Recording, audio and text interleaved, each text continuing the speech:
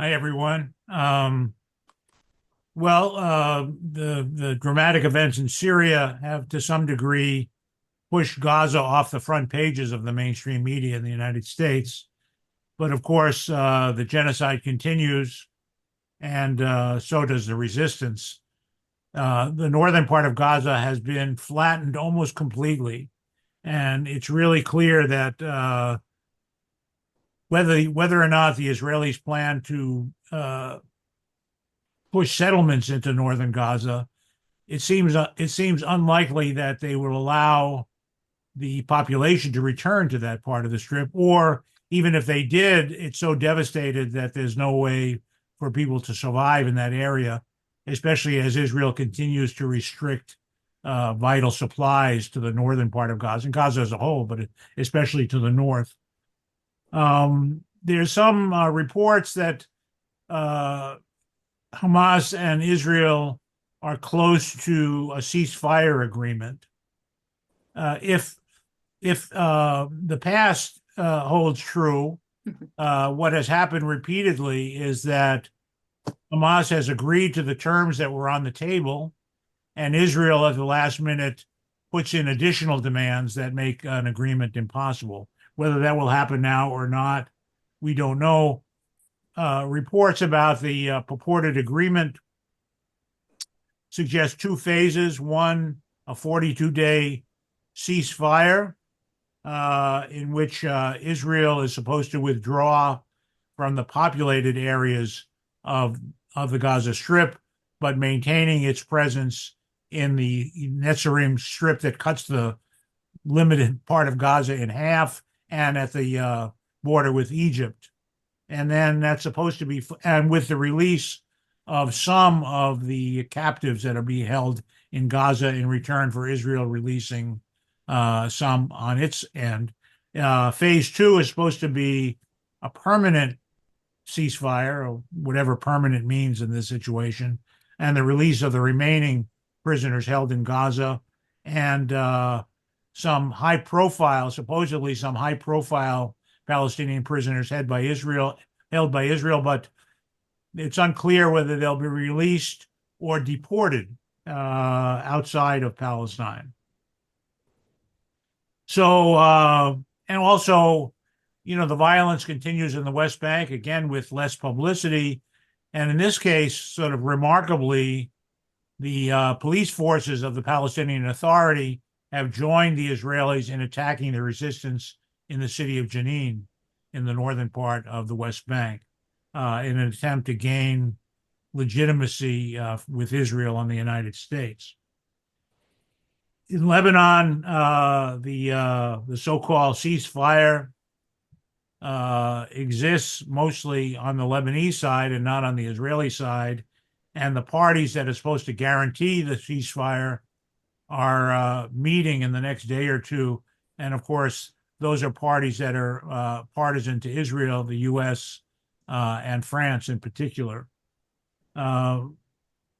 Syria, we talked a lot about Syria last week.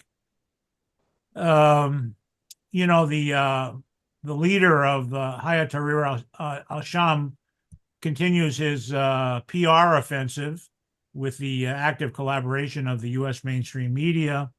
What he has said is hopeful if it's real. That is that the new government is going to tolerate religious and ethnic minorities within Syria. But we hope that's true. But realistically, there has to be a lot of doubt about that.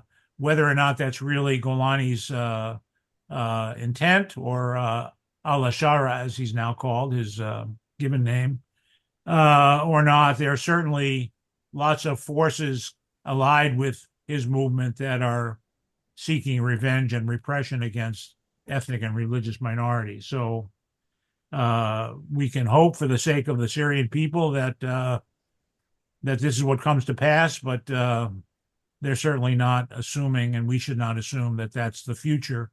While, of course, Turkey and the U.S. and Israel continue to occupy major parts of Syria. And of course, Israel has expanded its occupation zone beyond the already occupied Golan Heights into neighboring parts of Syria, and has basically unilaterally invalidated the 1974 ceasefire agreement monitored by the UN that Syria had been living up to, as a matter of fact. So Syria, big chunks have been taken out of Syria in the east, the north, and the south. And even if a government stabilizes in Damascus, it's doubtful that Syria will be reunified anytime soon, or that the government will be able to function in a meaningful way.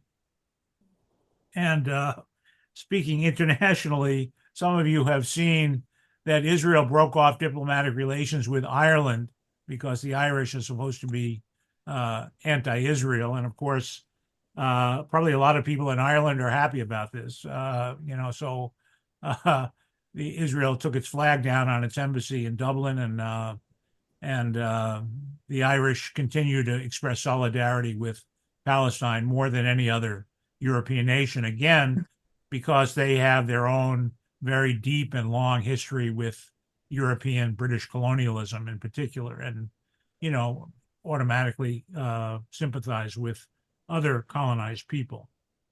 In the U.S. Congress, I don't know if we're going to deal with that separately. The big thing is that No, why don't you go ahead and deal with it? the NDAA, the authorization for spending for the Pentagon, has passed in the House, and it contains many, many, many pro-Israel and anti-Iran clauses, most of which are symbolic, but in a bad way. And notably, the majority of Democrats voted against it. The majority of Democrats in the House voted against it, including all the Democrats in our Massachusetts delegation. It's not clear. I don't know that they've explained it. Obviously there are many toxic things in this bill, along with the overall spending of nearly $1 trillion. So that's a good sign that at least people in the representatives in Massachusetts are not buying it. All the various pro-Israel and anti-Palestinian resolutions that passed in the House are now dead in the Senate for the time being, but no doubt will be revived by the new Republican-led Senate after the new year. That includes the Anti-Semitism Awareness Act, the sanctions against the International Criminal Court, and many others that passed in the House. And finally, there are some pretty good letters that were addressed to Blinken and Austin, the Secretary of State and Secretary of Defense, one led by Representative Crow, which had 77 co-signers, basically asking the U.S. to assure the House that U.S. law was being followed in terms of aid to Israel, which of course it is not, obviously. And a better, more pointed letter that got 20 signers was led by Representative Kassar, who's also the head of the House, the new head of the House Progressive Caucus, which along the same lines demand that the U.S. follow its law and cut off offensive weapons to Israel.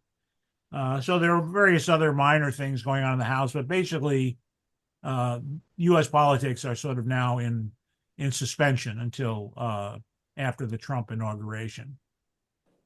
So that's it. Happy to answer any questions if people have them. Comments or questions, put a hand up.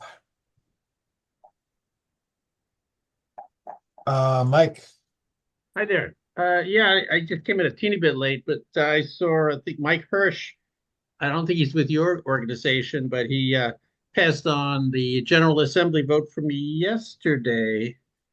And we're up to 100 and Down check. for a recognition of a Palestinian state, 172 to 7. And among the 7 are major population centers like Nauru, Micronesia, Papua New Guinea, and the rest are Paraguay, Argentina, Israel, and the United States. So we're in major company here. Anybody wants to go to Micronesia, you're on your way. So I just thought that, and we're kind of heading toward the annual UN General Assembly vote for ending the embargo on Cuba, which is 187-2. So we're on our way to that. And amazingly, it's not newsworthy, but there you have it. Go check my work. Mike, unless I missed it, that vote about recognizing a Palestinian state happened a while ago. There is talk. Are you Yesterday. sure? Okay, well, there was another vote along those lines a while back, so could have been a similar thing. There is some talk of a UN resolution supporting General Assembly resolution supporting UNRWA and declaring Israel's opposition to UNRWA unlawful. And there's some fear that this may, or hope, depending on where you stand, that this may lead to sanctions against Israel. But don't hold your breath on that. Yeah. Well, that one was, I think, 159-9, and that was a little while ago. And then the ceasefire General Assembly was 158-9. But this one, we're breaking new ground here. 170. Thanks, This is Mike. amazing. If you want to write that up for the MAPA website as an article, we'd love to post those. Yeah. So everybody can get the information. Share the, I may have missed some of those votes, so thank you for bringing it up. It's hard to follow what happens at the UN because it's not reported in our press Right. at all. You got that right. Not newsworthy. Not Yeah, newsworthy. yeah. I like the 187-2. I mean, you can't get much worse than that, Okay, That's next up is Cuba. Paul. Go ahead, Paul. I'll send it along. When does the new Congress get seated? Don't know. The 6th of January or something. So they could pass some of this stuff long before Trump gets inaugurated. Could be. Anyway, we expect I'm not sure what the rules are, whether the bills passed by the House are still alive in the new Congress. No, they have to be refiled. So the whole thing will start again, and all those bills will pass in the House, no doubt, and then go to the Senate. So you'll see a flurry of those pro-Israel, anti-Semitism bills in the new House and the new Senate, no doubt. Thanks. Okay, great. Omama. Hi, thanks, Jeff, for the information. So I'm 75% Palestinian, 25% Syrian. And what I will say is Syria belongs to just Syria. Same thing with Palestine. And all these other countries trying to come in to get a piece of the fertile land needs to stop. So I guess my ask is MAPA or any other organization, are we going to be going to Congress soon again to demand that let's focus on America. There's so many problems here in America. Let's focus on America. And I just would like to be able to do that. Well, certainly we agree. Whether the U.S. policy in Syria will come up for reconsideration either at the White House or the Congress, we don't know. Some of you may be aware the U.S. has 1,000 or so troops and who knows how many contractors in bases in northeast Syria and along the Jordan border. And their main purpose is to make sure the Syrian government doesn't take control of those areas and regain the oil and wheat resources of that part of the country. There's some talk about lifting the sanctions against Syria, or talking about it against Syria with the new improved moderate government of Syria. We'll have to see. Syria's in a lot of trouble. And I guess we can't fix it, but we should stop hurting it, I guess. That's my view. And I think the sensible view is the U.S. should get out of Syria and lift the sanctions, even if the government of Syria now is very questionable. Those sanctions never hurt the governments or the elites of a country that's targeted. They hurt the masses of people and immiserate them, and they they never serve any humane purpose. So we should be against sanctions wherever they're applied by the U.S. government, in my opinion. And I think Omama was also suggesting a lobby day in Washington because she, Elizabeth, and I, and some others went down in the spring and did a lobby day. I would be inclined to do that in conjunction with national groups, so we get some critical mass. But yes, absolutely, we should do that again, and let's put that on the ideas list for this year. Actually, to tell you the truth, Friends Committee on National Legislation did one a few weeks ago, which we did not even really realize was happening until it was upon us, so we didn't go. But we should be part of that. Louise.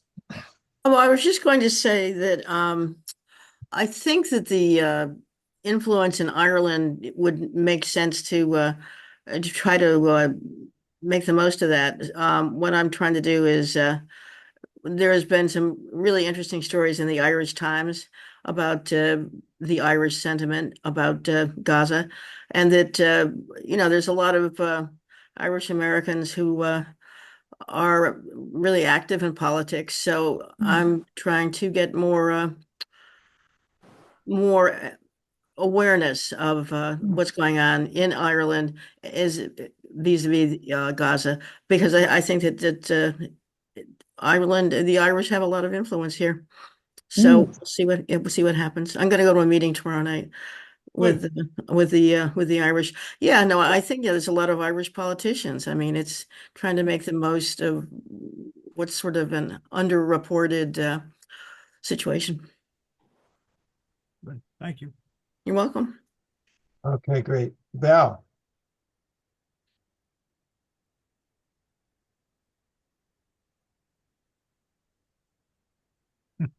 I had a meeting, I attended a NIAC meeting the other night.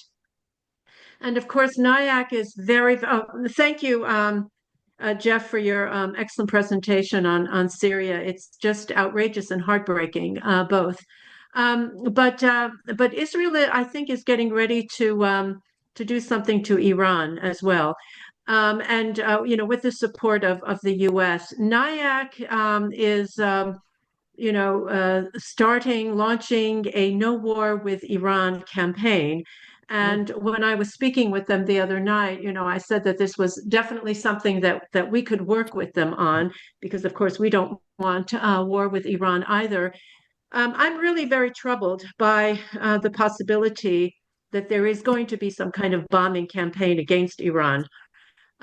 Meanwhile, the dynamics inside Iran, as far as I follow them, are that the reformists are beginning to speak out a little bit more. They had been quiet for a while, and they're speaking out against this idea of continuing to enrich the uranium, etc., which, of course, the U.S. and Israel will continue to use as an excuse to bomb Iran. So there are these sorts of, discussions and debates going on inside Iran, but I think that the U.S. and Israel, do not really need an excuse. They're on a roll right now. This is my fear. They're on a roll. They've taken over Syria. They've gotten rid of Hamas and Hezbollah, and the next so-called enemy in sight is Iran. So I'm hoping that we can join forces with NIAC and come up with some kind of strategy. Yeah, thanks. Yeah, just a reminder to everybody. I mean, Iran has been Israel's strategic target for a generation now, particularly after Iraq was worn out by its war with Iran that U.S. supported, and the U.S., the first Gulf War. Israel supported the invasion of Iraq because, from their point of view, any war in the Middle East that the U.S. does is better than no war. But Iran was always their strategic target. It's the big enemy of Israel, and they have been trying to get the U.S. involved in a war with Iran since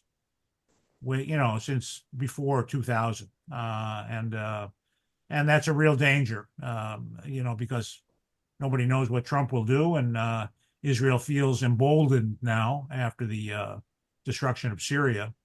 So, yeah, I think no war with Iran is a major campaign that we have to support. Yes, please. Yeah, thanks. And just to say that, actually, I'm not sure who the NIAC contact in Massachusetts is anymore. It used to be Mojgan Haji, but I'm not sure she's still the one. So that would be good to find out as we go forward. Yeah, I should find out because the folks that I was speaking with were not based in Boston, even Right. though one of the NIAC people who was on the Zoom call did say that 61% of their members are in the Boston area. But Come by the on. way, I did share with them some of our, certainly my disappointment with their statement on Syria. I thought it was an appalling statement. I shared that with them, and of course, I also read the email from another one of our members who said that these people had gotten it all wrong. But Eaton, who was on the call, said that he would take this back to Jamal and let him know. Yeah. I think he is in Mass, actually. I was on a call with him and he was speaking nationally for NIAC, but then they said, oh, yeah, he actually lives in some town near Boston. Who's this? Who? Eton. No, Eaton has now gone to New York. All right. Maybe he's I asked him about all that. right. Yeah, he's now based in New York. All right. Well, maybe he used Or to is live it in Boston. Washington? Maybe I got it mixed up. All right. Sorry. Okay, Zarina. Yes, Jeff just mentioned that Senate had not voted. They did vote this afternoon at 2 o'clock. It was 85-14 for the NDAA. And Oh, I'm good. going to list the 14 that did not vote for it, and it did not include Warren or Markey. So that was saddening, but Rhode Island White House voted against it, and Connecticut Blumenthal voted against it, and New York Gillibrand. That's all I saw is Thank you. close to us. Okay. Noble. This is kind of a follow-up on what Val was saying, but it's kind of a question to you, Jeff. I recall some talk a month or two back about a mutual security agreement between Iran and Russia. And do you know anything about that? Is that, I suppose I could Google it, but do you know anything about it? And No. if there is such an agreement, what might the ramifications be? Val, maybe you know something about that. There was an old agreement between the Soviet Union and Iran. I don't know if there's anything more recently, but the trap that was created for Russia in Ukraine has really taken Russia's attention away from other hotspot areas, whether it's Palestine or Iran, and it's still completely immersed in this unnecessary war in Ukraine, which, as I said, NATO created the trap and Russia fell into it. So I don't know, is the short answer. I don't know about any specific agreement, but if there were one, I'm not sure that Russia is actually in any kind of position to do anything. Yeah. Okay, great. Dan. Yeah, sorry. I just want to the word. I think what it looks like to me is, and I think the Israelis have sort of made an announcement. They're going to go after Yemen at this point. I think Yemen is the best next step for them to tell Iran, and to tell Iran that they're coming, but also to signal to the United States and Saudi Arabia that they can count on Israel to continue to support the Saudi project and the United Arab Emirates project. They will get to Iran, I think. You're right. But they'll go after Yemen first as a sort of like, Iran proxy. And I also, Jeff, I wonder whether or not any of the smattering of factional announcements in Syria by different groups, or at least one group saying that Israel will go no farther in Syria, what could that possibly earn them from the other factions that just took over Syria? And is it possible to get any support from anywhere? They won't get any support from the Sunni states. They won't get support from